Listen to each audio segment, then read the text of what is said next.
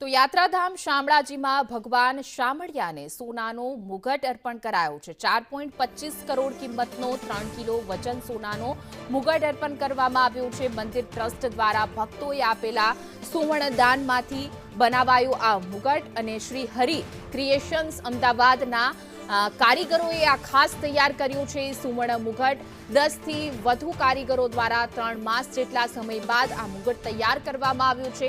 પ્રથમ વખત આટલો મોંઘો હીરા જડિત મુગટ છે તે શામળિયાને અર્પણ કરાયો છે। ભગવાન શામળિયાનો આ મુગટ છે તેના શામળિયા ઠાકોરના મંદિરમાં પહોંચી ગયો છે। 4.25 કરોડ કિંમતનો 3 કિલોનો વજન ધરાવતો આ મુગટ છે તે તૈયાર કરવામાં આવ્યો છે અને જોઈ શકાય છે કે સોના અને હીરાથી જડિત આ મુગટ છે તે ભગવાનને અર્પણ કરવામાં આવ્યો।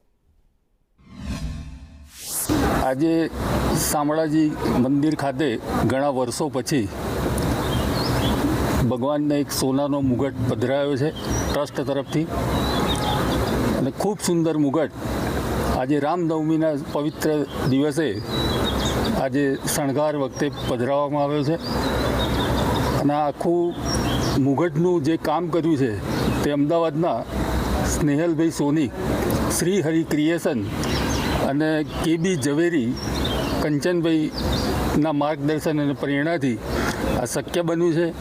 ખૂબ ટૂંક સમયમાં આ લગભગ 3 કિલો ગોલ્ડ અને 700 ગ્રામ ડાયમંડ એમ 3.5 કિલોથી ઉપરનો આ મુગટ કુંડળ સાથે અને મોરપીંછ સાથે કલગી સાથે ખૂબ સરસ જાજરમાન આજે ખૂબ આનંદ છે જોઈને।